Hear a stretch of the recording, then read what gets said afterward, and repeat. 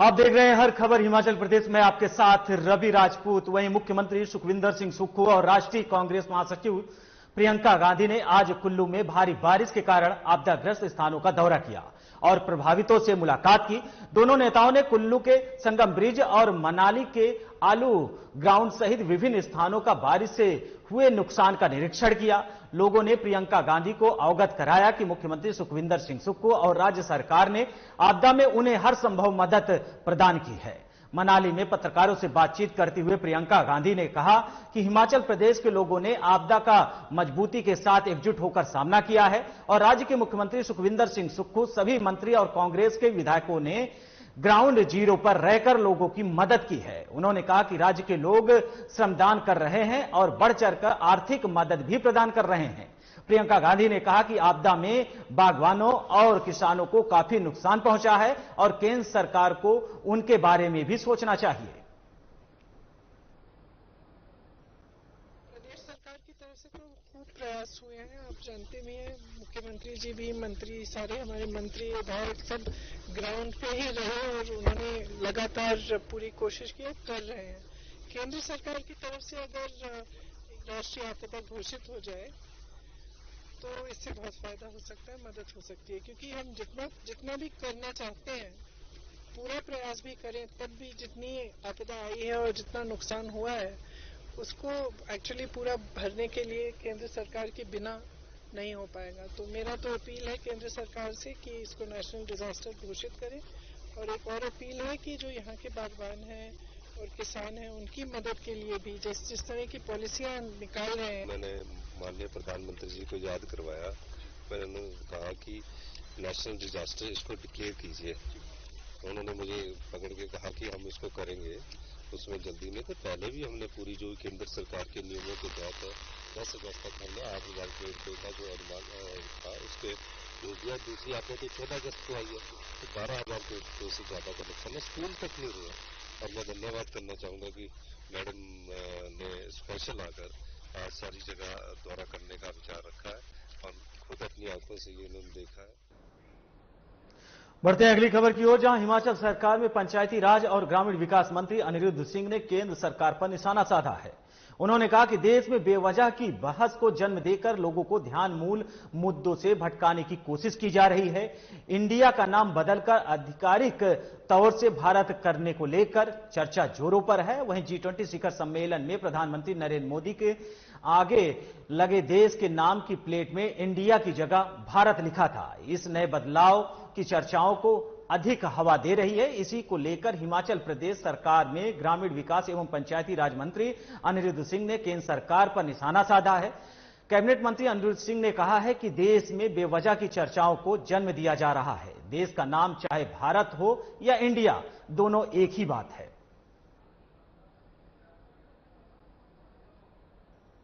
देश के नाम किस तरह से, देखिए, अगर हम बोले भारत और इंडिया, बात तो एक ही है, मैं समझता हूं। लेकिन बीजेपी के जो है इन गप्पों से लोग थक गए हैं। वो भी समझते हैं कि ध्यान भटकाने की कोशिश जो है वो करी जा रही है, क्योंकि चुनाव नजदीक आ गए हैं। ना ये बेरोजगारी की बात करते हैं, ना ही महंगाई की बात करते हैं। कोई करे तो कोई ना कोई नए शगुफ्ता छोड़ देते हैं। वन नेशन वन इलेक्शन की बात छेड़ दी अभी, ताकि लोग जो है महंगाई और बेरोजगारी की बात ही ना करें, वो और ही बहस में छिड़े रहे। तो ये माइंड डाइवर्ट करने का इनका पुराना तरीका है, लेकिन लोग अब समझ चुके हैं और इनकी चिकनी चुपड़ी बातों में या बहकावे में नहीं आने वाले। हिमाचल प्रदेश सरकार में मुख्य संसदीय सचिव किशोरी लाल अपने विधानसभा क्षेत्र में आपदा प्रभावित इलाकों का दौरा करके वापस पहुंचे हैं। इस दौरान किशोरी लाल ने मुख्यमंत्री सुखविंदर सिंह सुक्खू के आपदा के दौरान दिन रात काम करने की बात कहते हुए मुख्यमंत्री की खुलकर तारीफ की है। इसके साथ ही उन्होंने विपक्ष पर भी निशाना साधा है और कहा कि विपक्ष सत्ता से बाहर है, ऐसे में इस तरह का रवैया अपना रहा है और सरकार विपक्ष को विधानसभा में जवाब देगी। वहीं सीपीएस किशोरी लाल ने कहा है कि मुख्यमंत्री सुखविंदर सिंह सुक्खू ने हिमाचल प्रदेश को आपदा प्रदेश घोषित करने और प्रदेश को मदद देने के लिए प्रधानमंत्री नरेंद्र मोदी से कई बार बात की है, लेकिन अभी तक केंद्र की ओर से कोई मदद नहीं दी गई है। सरकार विपक्ष की हर बात का जवाब देगी। इस प्रसादी के लिए मुख्यमंत्री जी ने प्रधानमंत्री जी से कई बार मुलाकात की है और हिमाचल प्रदेश को आपदा राज्य घोषित करने की मांग की है, लेकिन केंद्र सरकार ने ऐसा कुछ नहीं किया है। कि जो कुछ भी आज सहायता प्रदान की जा रही है, इसमें लोगों की भागीदारी और जहां दूसरे प्रदेशों की सरकारें हैं उनकी भागीदारी भी इसमें रही है। राज्य सरकार से हमें पैसे मिले हैं, 11 करोड़ रुपए के करीब है। कर्नाटक से पैसे मिले हैं और हरियाणा से पैसे मिले हैं, झारखंड से पैसे मिले हैं, दूसरे जो प्रदेश हैं हमारे वहां से पैसे हमें मिले हैं। वहीं शिमला के जुनगा इलाके में 12 अक्टूबर से 15 अक्टूबर तक इंटरनेशनल फ्लाइंग फेस्टिवल का आयोजन होने जा रहा है। बीते 3 साल में यहां पैराग्लाइडिंग हो रही है और शिमला में होने वाली पैराग्लाइडिंग को बढ़ावा देने के लिए इस फेस्टिवल का आयोजन किया जा रहा है। इसमें देश विदेश के कई खिलाड़ी हिस्सा लेंगे। पंचायती राज मंत्री अनिरुद्ध सिंह ने कहा कि सरकार पर्यटन को बढ़ावा देने की दिशा में काम कर रही है। उन्होंने कहा कि इस इंटरनेशनल फ्लाइंग फेस्टिवल से यहां होने वाले पैराग्लाइडिंग की बढ़ावा मिलेगा। वहीं हाल ही में जिला चंबा का दौरा कर वापस लौटे अनिरुद्ध सिंह ने कहा कि सरकार आपदा प्रभावितों तक राहत पहुंचाने के लिए बेहतर इन काम कर रही है। वे खुद भी आपदा प्रभावितों से जाकर मिल रहे हैं। जिन लोगों ने आपदा में अपने घर गंवाए हैं उन्हें नए घर बनाए जाने की व्यवस्था की जा रही है। माननीय मुख्यमंत्री जी ने मेरी ड्यूटी जो है भरमौर में और चंबा मतलब डिस्ट्रिक्ट चंबा और डिस्ट्रिक्ट लाहौल एंड स्पीति के लिए लगाई थी, उस जायजा लेने के लिए कितना नुकसान हुआ है। हालांकि हमारे अधिकारी एवं कर्मचारी गण अच्छा काम कर रहे हैं, उन्होंने ऑलरेडी रोज की रोज रिपोर्ट्स भेज रहे हैं। हमारे जुनगा क्षेत्र में जो जिला शिमला में पड़ता है, जुनगा में जो है 12 से 15 अक्टूबर 2023 को इंटरनेशनल पैराग्लाइडिंग फेस्टिवल होने जा रहा है और ये बहुत जरूरी भी है, एक अच्छा स्पोर्ट्स भी है। और पिछले दिनों जो एक टूरिस्ट के मन में या बाहर के प्रदेशों के मन में दिमाग में जो है वो हिमाचल के प्रति के वहां पे अभी तो सब कुछ तहस नहस हो गया है, इसके लिए बहुत जरूरी है ताकि टूरिज्म की रिवाइवल हो सके। वहीं सोलन के सामती में आपदा प्रभावित लोगों का प्रतिनिधिमंडल ने आज पुनर्वास करवाने के लिए एडीसी अजय यादव से मुलाकात की और उन्हें ज्ञापन सौंपा। ज्ञापन के माध्यम से उन्होंने मांग की है कि बरसात की वजह से जिनके घर पूरी तरह से टूट गए हैं उन्हें जल्द से जल्द जमीन उपलब्ध करवाई जाए ताकि वह अपना घर बना सके। उन्होंने मांग की है कि जिन लोगों की फ्लैट पूरी तरह से क्षतिग्रस्त हुए हैं उनके लिए भी प्रशासन और सरकार की कुछ राहत प्रदान करे ताकि वह अपना और अपने परिवार का खर्च आसानी से चला सके। उन्होंने कहा कि एक तरफ तो उनके मकान टूट गए हैं, वहीं बैंकों द्वारा उनके घरों पर लिए गए लोन की किस्तें अदा करना उनके लिए भारी पड़ रहा है। उन्होंने प्रशासन और सरकार से गुहार लगाई है कि उनके लोन को माफ किया जाए।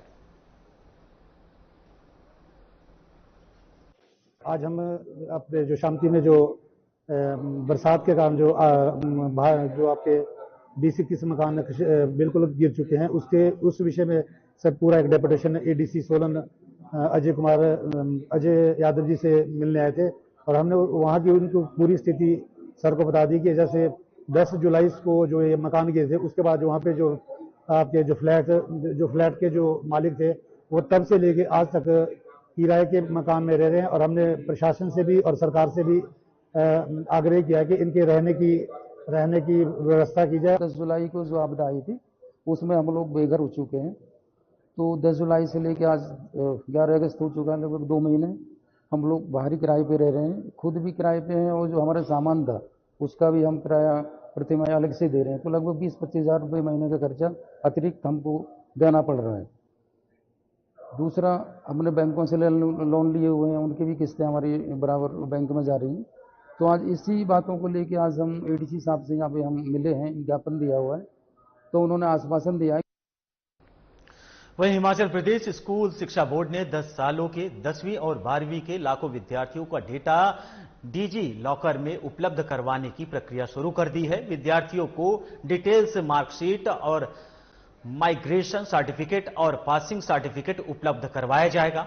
वहीं छात्र एक क्लिक पर अपना रिकॉर्ड देख पाएंगे। बोर्ड जब 10वीं और 12वीं का परीक्षा परिणाम निकलता है तो उसका सर्टिफिकेट जारी करने में समय लगता था। डिटेल्स मार्कशीट जारी होने पर समय लगता है। वहीं कई विद्यार्थी ऐसे हैं जो कि बाहरी प्रदेशों में जाना चाहते हैं। उन्हें परेशानी होती थी कि हालांकि इस नई पहल से अब छात्रों को काफी मदद मिलेगा। हिमाचल प्रदेश स्कूल शिक्षा बोर्ड के सचिव डॉक्टर मेजर विशाल शर्मा ने कहा है कि आने वाले सत्र में 10वीं और 12वीं के विद्यार्थियों की डिटेल्स मार्कशीट, माइग्रेशन सर्टिफिकेट और पासिंग सर्टिफिकेट डिजी लॉकर में डाल दिए जाएंगे। उन्होंने कहा कि पिछले 10 सालों का डेटा यानी कि 2012 से लेकर अब तक डेटा डिजी लॉकर पर उपलब्ध करवा देंगे। कई बार हमें ये शिकायतें प्राप्त होती थी कि जैसे रिजल्ट हमने निकाल दिया तो रिजल्ट निकालने के बाद सर्टिफिकेट इशू करने में कुछ समय लगता था और डिटेल्ड मार्कशीट इशू करने में भी कुछ समय लगता था। उसके अलावा बहुत सारे छात्र ऐसे हैं जो बाहर की स्टेटों में जाना चाहते हैं, वहाँ पे कहीं एडमिशन लेना चाहते हैं, तो उनको माइग्रेशन सर्टिफिकेट की ज़रूरत पड़ती थी। कई छात्र ऐसे जैसे 12वीं से पास हो गए, वो सेंट्रल गवर्नमेंट में कहीं जो 12वीं के लेवल की जो नौकरियाँ वो प्राप्त करने के लिए इच्छुक होते हैं, तो उनको पासिंग सर्टिफिकेट की ज़रूरत पड़ती थी। तो इन सारी चीज़ों को ध्यान में रखते हुए बोर्ड ने अब ये फैसला लिया है कि आने वाले सत्र में इन छात्रों की डिटेल्ड मार्कशीट, माइग्रेशन सर्टिफिकेट और पासिंग सर्टिफिकेट जो है वो डिजी लॉकर पे डाल दिए जाएंगे।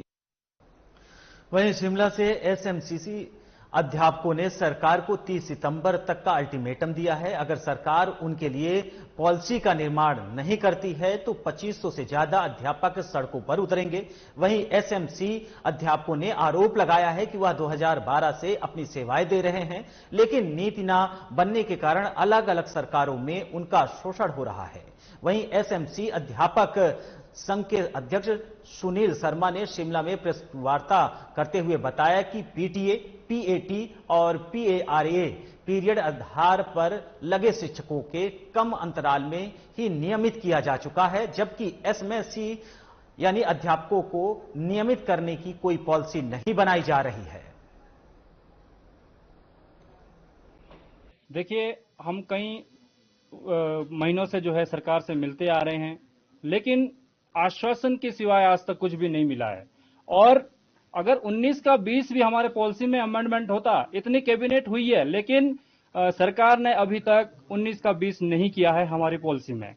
हम इतने परेशान और इतने हताश हो चुके हैं कि आज आपके माध्यम से, प्रेस के माध्यम से कहना पड़ रहा है कि बड़े दुख भरे शब्दों से कहना पड़ रहा है कि हमें जो है सरकार के अगेंस्ट भी अगर जरूरत पड़ी तो सरकार के अगेंस्ट भी जाने के लिए गुरेज नहीं करेंगे। और 30 तारीख तक अगर हमारा काम नहीं, नियमितकरण का काम नहीं होता है तो हम मजबूरन सड़कों पर उतरेंगे।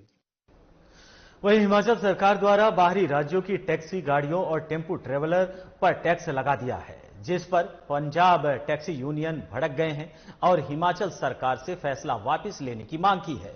साथ ही फैसला वापस न लेने पर बॉर्डर बंद करने की चेतावनी भी दी गई है।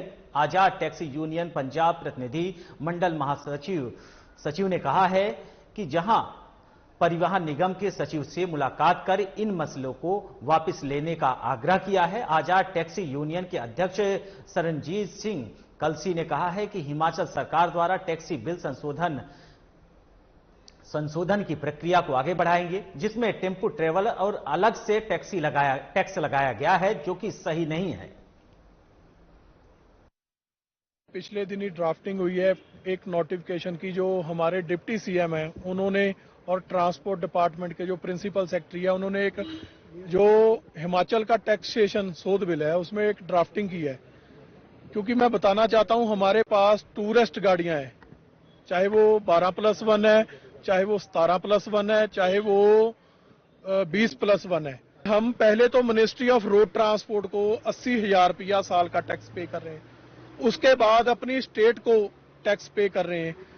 अब आप दोहरा टैक्स है जो आप हमारे ऊपर थोप रहे हो, चाहे वो सेंटर मोटर व्हीकल रूल्स हैं, चाहे वो स्टेट के मोटर व्हीकल रूल्स हैं, किसी भी एक्ट के अंदर डबल टैक्सेशन नहीं बनती। फिलहाल हर खबर हिमाचल प्रदेश में हमारे साथ इतना ही। नमस्कार।